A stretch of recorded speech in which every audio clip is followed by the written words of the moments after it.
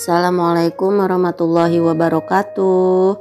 Ketemu lagi dengan Ibu Imas Nurbayati di kelas 10 mata pelajaran prakarya dan kewirausahaan. Kali ini Ibu akan membahas mengenai wirausaha kerajinan dengan inspirasi objek budaya lokal. Dan materi yang akan kita bahas pertama yaitu mengenai perencanaan, yang kedua biaya produksi, pemasaran, dan evaluasi. Langsung saja pada pembahasan. Pertama, perencanaan usaha kerajinan dengan inspirasi objek budaya lokal. Nah, seni kerajinan bisa diterjemahkan sebagai bagian dari budaya yang telah mendarah daging di masyarakat. Dalam artian bersumber dan tumbuh dari masyarakat itu sendiri. Indonesia itu kan identik dengan negara yang sangat kaya akan budaya, di mana terdapat banyak suku bangsa dengan berbagai adat serta tradisi masing-masing di seluruh pelosok daerah.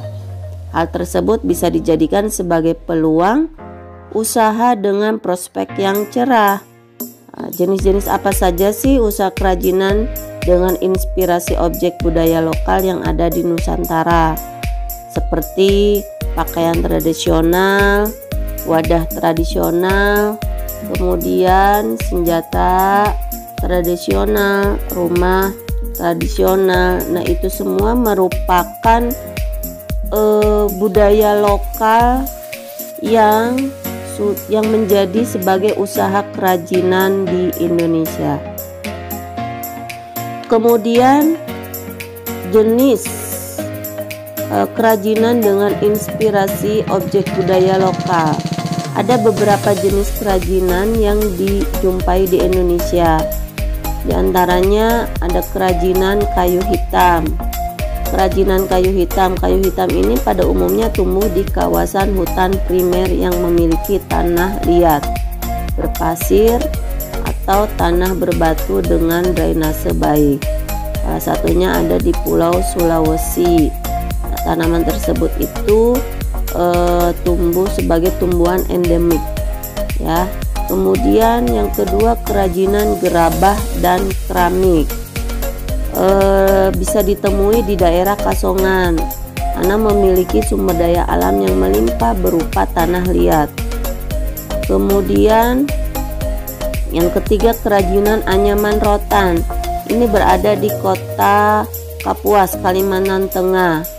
Memiliki sumber daya alam berupa rotan, sehingga berkembang kerajinan anyaman rotan yang menjadi warisan budaya yang harus dikembangkan. Kemudian tahap perencanaan usaha kerajinan dengan inspirasi objek budaya lokal. Pertama yaitu pencarian ide produk.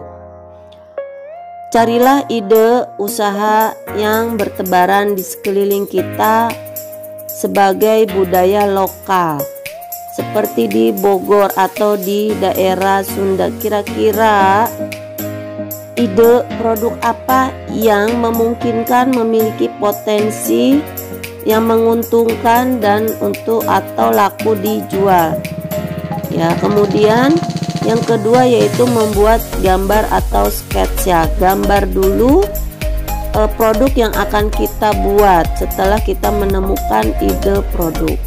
Kemudian pilih ide yang terbaik. Pada tahap ini kriteria utama penentuan peluang usaha berupa faktor keuntungan dan sesuai dengan segi kepribadian pelaku usaha itu sendiri. Misalnya hobi, kemudian tenaga, waktu, serta memiliki dorongan hati nurani dalam mengelola usaha tersebut. Maksudnya dari ide kemudian sketsa itu pilih yang terbaik. Kira-kira disukai nggak sama diri sendiri. Kemudian tenaga, ada tenaga, kemampuan.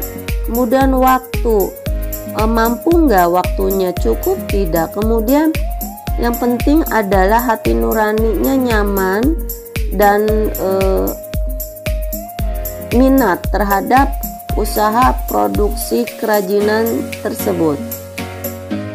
Selanjutnya itu prototyping atau membuat studi model. tahap ini berbagai bahan baku yang tersedia di lingkungan sekitar seperti kayu, tanah liat, bambu maupun bahan baku dari limbah bisa dimanfaatkan sebaik-baiknya. Oleh sebab itu, faktor ketersediaan bahan baku sebagai faktor andalan yang berarti tanpa adanya bahan baku tentunya usaha tersebut tidak dapat berproduksi. Prototyping ini jadi membuat contoh model dulu. Selanjutnya yaitu tahapan perencanaan yang dilaksanakan dengan sebagai berikut. Selain tahapan yang tadi juga ada tahapan perencanaan usaha kerajinan. Pertama, mengidentifikasi peluang usaha. Sama ya, tadi bagaimana usaha kerajinan ini peluangnya di pasaran sekarang. Kemudian memilih peluang usaha yang sesuai. Dalam penentuan peluang usaha tentu kriteria utamanya yaitu berupa untung dan diminati oleh banyak orang. Kemudian ketersediaan bahan baku. Bagaimana produk yang akan kita usahakan itu mudah bahan bakunya, dekat bahan bakunya, juga ketersediaannya yang melimpah. Lanjut yaitu kemampuan mencari dan mendapatkan konsumen. Tahapan ini yaitu bagaimana konsumen tertarik dengan produk yang akan kita usahakan. Keberadaan konsumen ini bisa disiasati dengan membuat sampel produk kerajinan dan ditawarkan seperti tadi prototyping, yaitu membuat model, contoh model. Yang kelima yaitu dokumentasi dan membuat proposal usaha. Pada tahap dokumentasi dan membuat proposal usaha ini mencakup hasil identifikasi, survei, negosiasi, dan wawancara yang berdasarkan visi, misi, dan tujuan usaha. Hasil-hasil pelaku usaha harus mendokumentasikan dengan baik, membuat solusi jika menemukan hal-hal yang harus diperbaiki. Nah, itu adalah tahapan perencanaan usaha kerajinan. Selanjutnya, teknik produksi kerajinan dengan inspirasi budaya lokal. Ada beberapa teknik dalam produksi kerajinan, di antaranya ada bubut, menghasilkan jenis kerajinan yang rapi, simetris, dan bulat.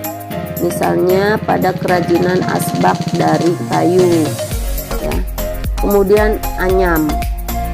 Bahan baku utama berasal dari berbagai jenis tumbuhan ya, seperti bambu, rotan, pandan, dan sebagainya seperti lidi-lidi. Yaitu bisa dibuat dengan teknik anyam.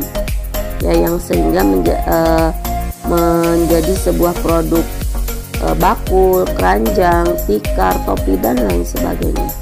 Teknik selanjutnya itu menempel. Menempel menjadi benda hias yang memiliki nilai ekonomis, seperti menempel kulit telur, kertas, plastik, dan sebagainya, yang menjadikan sebuah benda yang memiliki nilai estetik. Kemudian meronce. Meronce itu biasanya benda-bendanya atau bahannya dari manik-manik, biji-bijian, kerang, bahan lainnya yang dapat dilubangi dengan bentuk tusuk sehingga dapat dijadikan benda hias. Kemudian ukir. Teknik ukir itu berkaitan dengan proses menggores, memahat, menoreh pada permukaan benda yang diukir, seperti misalnya bambu, kayu, ya. Kemudian produksi kerajinan dengan inspirasi objek budaya lokal. Ya, beberapa produk benda kerajinan dengan inspirasi budaya lokal yang paling mudah dijumpai di sini adalah piring ingke dan perahu dari bambu. Kalian pernah lihat nggak piring dari rotan ya, yang biasa di hajatan? Nah, itu adalah hasil produksi kerajinan budaya lokal. Ya. Nah, di sini atau perahu dari bambu. Pembuatan piring ingke khas Bali itu menurut sejarahnya khas Lombok dan Bali, digunakan sebagai salah satu peralatan rumah tangga, misalnya tempat jajanan, buah-buahan maupun bumbu dapur. Ya, nanti boleh kalian cari alat dan bahan dan cara pembuatannya. Kemudian setelah kita tahu teknik produksi kerajinan, kemudian langkah-langkah membuat produknya, setelah jadi maka bagaimana kemasan kerajinan tersebut, ya, dikemas dengan baik, bagus, dan menarik. Selanjutnya, biaya produksi, pemasaran langsung, dan evaluasi hasil kegiatan usaha kerajinan dengan inspirasi objek budaya lokal. Dalam proses pengolahan bahan baku mentah menjadi produk jadi yang siap dipasarkan kepada konsumen, diperlukan adanya biaya produksi. Biaya tersebut diakumulasi secara cermat dan tepat, yang selanjutnya dihitung dan dibandingkan dengan laba kotor, meliputi biaya bahan baku, biaya tenaga kerja, dan biaya operasional atau biaya overhead. Selisih dari pendapatan dikurangi dengan biaya produksi akan menjadi laba bersih yang diperoleh. Tadi biaya bahan baku, misal bahan bakunya rotan, berapa pembelian rotan. Kemudian biaya tenaga kerja, berapa upah yang akan kita berikan kepada tenaga yang membuat piring rotan. Kemudian biaya yang lainnya, biaya sewa tempat, biaya transportasi, dan sebagainya. Itu dihitung, kemudian pendapatan kita berapa dikurangilah dengan biaya yang sudah dikeluarkan atau biaya produksi, maka menjadi laba bersih yang diperoleh. Nah, setelah itu biaya yang lainnya adalah kita menentukan harga produk yang sudah kita buat per piece-nya atau per buahnya berapa. Kemudian pemasaran, hasil yang sudah kita buat kita pasarkan ke konsumen yang membutuhkan. Biasanya piring ingkai ini dibutuhkan oleh konsumen yang seperti apa, maka kita harus mengenali. Nah, pertama, beberapa strategi pemasaran yang harus kita tahu, yaitu mengenali produk kerajinan. Kita harus mengenal dulu produk yang kita buat ini konsumennya harus seperti apa. Biasanya konsumen yang membutuhkan piring-piring yang tidak mudah pecah.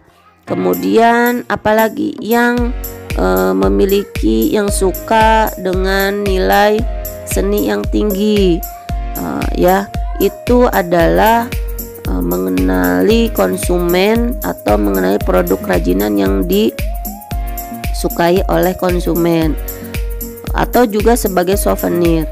Yang kedua adalah fokus, di mana adanya perubahan yang terjadi di masyarakat secara tidak langsung akan memberikan pengaruh negatif, karena nantinya akan membawa dampak yang tidak baik bagi usaha sendiri.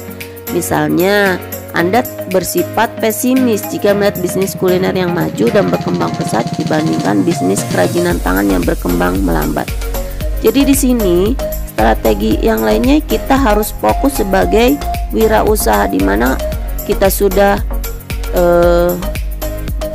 memiliki usaha kerajinan ini, jangan menoleh kepada usaha yang lainnya yang sedang hit atau yang sedang digandrungi. Kita tetap fokus pada usaha kita sendiri. Carilah konsumen yang benar-benar menyukai produk kita. Yang ketiga adalah promosi. Bagaimana strategi promosi kita sehingga produk kita itu disukai atau dibeli oleh konsumen. Yang salah satunya dengan melalui media internet yang sekarang, ya. Kemudian dengan promo-promo yang menggiurkan konsumen, atau dengan bazar-bazar seperti itu. Yang keempat adalah menjadi unik dan berbeda. Masyarakat itu lebih tertarik dengan sesuatu yang berbeda dengan yang lainnya, cenderung unik serta memiliki daya seni yang tinggi. Dengan demikian, jika memiliki kemampuan untuk mengolah bahan sederhana menjadi kerajinan tangan yang unik, dapat dipergunakan keahlian tersebut untuk berbisnis. Misalkan piring ingkai ini piring utuhnya itu konsumen sudah tidak berminat. Bagaimana kita memodif atau mengubah piring ingkai ini menjadi lebih berbeda atau lebih unik. Misalkan menjadi benda hiasan yang tadinya untuk barang atau benda dapur, kita ubah menjadi barang yang unik ya. Nah, itu salah satu strategi pemasaran produk kerajinan. Selanjutnya yaitu evaluasi. Setelah kita perencanaan, produksi, kemudian menghitung biaya, sekarang adalah evaluasi. Evaluasinya kemajuan atau kemunduran dalam usaha. Kita bisa mengukur apakah usaha kita itu maju atau tambah mundur. Maka bisa kita perbandingkan ya, dari awal sampai akhir berapa bulan, 3 bulan kah, 6 bulan atau 1 tahun. Kemudian perbaikan dan pengembangan. Jika terjadi kemajuan, maka kita terus mengembangkan usaha tersebut. Dan jika ada kemunduran, kita perbaiki apa yang menjadi kekurangan kita sehingga usaha kita mundur. Nah, seperti itu. Kemudian memikirkan target usaha selanjutnya. Kita cari target usaha selanjutnya itu mau seperti apa ya, sehingga usaha kita stabil ataupun lebih meningkat. Kemudian yang keempat adalah posisi keseluruhan usaha. Pada tahap ini mampu memberikan gambaran secara menyeluruh dan utuh tentang kondisi usaha yang sesungguhnya. Misalnya untuk mengetahui seberapa jauh sih pencapaian hasil dari keseluruhan usaha produk kerajinan ini. Dengan demikian bisa diketahui nih jumlah harta, jumlah hutang piutang, pengeluaran, pendapatan bersih dalam sebulan. Selain itu, membiasakan melakukan pengecekan posisi keuangan usaha setiap saat. Itu merupakan salah satu langkah yang bijaksana. Nah, mungkin hanya ini saja pembahasan materi di semester 2 ini, kelas 10, mengenai usaha kerajinan dengan berinspirasi budaya lokal. Terima kasih atas perhatiannya. Wassalamualaikum warahmatullahi wabarakatuh.